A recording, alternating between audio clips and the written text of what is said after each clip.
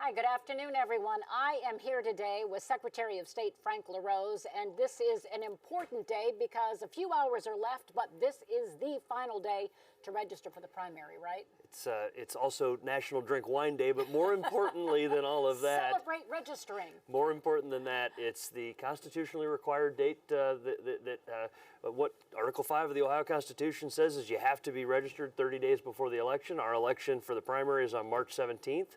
Early voting starts tomorrow, and that means today is the deadline. And so I've been out all day trying to remind people of that so that we can get as many Ohioans as possible registered to vote. And there are many ways that you can register to vote, right? Why don't you tell people, if you're sitting at home right now or you're watching us from your office desk, what do they need to be doing to make sure they're registered by 9 tonight? First of all, we want to make it easy in Ohio, so we created an online voter registration system a few years ago. You can visit voteohio.gov. It's simple. It takes just a few minutes to do. Voteohio.gov. You're going to want to grab your state ID or driver's license because you're going to need that number when you go to that website. If you want to do it the old-fashioned way, get to a library, get to a Bureau of Motor Vehicles location, or I ordered all 88 of Ohio's boards of elections to stay late tonight. They're all working until 9 p.m. And so if you go to any board of elections anywhere in the state, they'll take care of you there as well. And so it's super easy. Really, there's no good reason not to get your registration done today or to get it updated. If you've moved, today's the day to make sure your address is updated too. And you can go online just to check all that, right? Like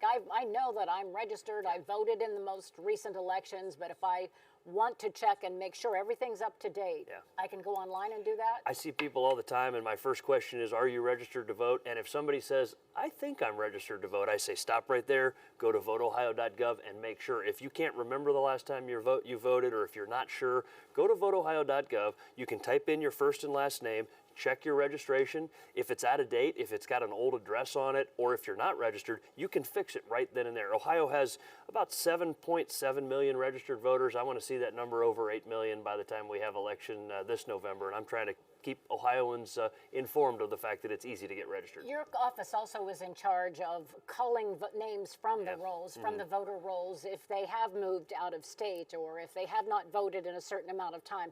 There was some controversy last year because names were taken off the voter rolls that should not have been.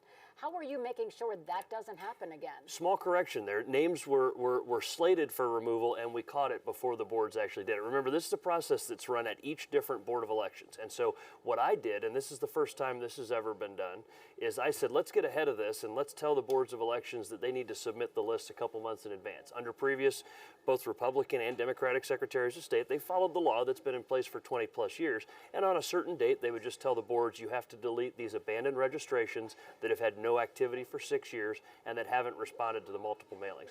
I was worried about the possibility for human error at the boards or database work error that the boards of elections could have done. And so I said, give me the list in advance. We published them because transparency works. We put them out there for 2 months. We created a website.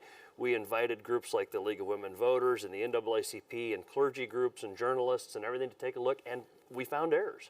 It's a good thing we found them because we were able to then correct them, because it wasn't until September that the removals were actually processed, and by the time those boards of elections processed those removals, those errors have been fixed. And so it was a victory for transparency. We need to modernize this process. I'm stuck with sort of an antiquated process that I'm required to carry out by the law. I don't get to choose which parts of the code I carry out and which parts I ignore. But I'm working with a bipartisan team in the legislature, both a Republican and a Democratic state senator, to move forward a piece of legislation to finally modernize the way we do registration so that people's information can stay up to date and we don't have this sort of 6-year look back thing that causes registrations to get removed from the rolls. There was some laws that were passed on Capitol Hill by the House that would have been election security laws. That would have protected elections. The goal was to protect it from outside interference, which we saw in the last election. So they died in the Republican-controlled Senate. Would you have liked to have seen those election security bills pass? Some of those ideas are laudable ideas. Others are concerning. And some of the concerns are that we don't want the federal government getting involved in the state responsibility of elections. But we're not waiting for the federal government to make some of these changes. We're doing it ourselves here in Ohio. And by the way, our federal federal partners at the U.S. Department of Homeland Security have been great to work with in this process. Ohio, in many ways, is setting the standard for the rest of the nation to follow with the very aggressive cybersecurity posture that we've put in place, and also working to combat disinformation. We've done things like holding elections training for reporters, because all the journalists I know really care about getting the story right, but they've never worked behind the counter at the Board of Elections, and so they may not be an expert on sort of the nuts and bolts of how elections work. So we've done training around the state for journalists to become more expert at elections so that they can spot inconsistencies when somebody's trying to get them to report on something that may be incorrect.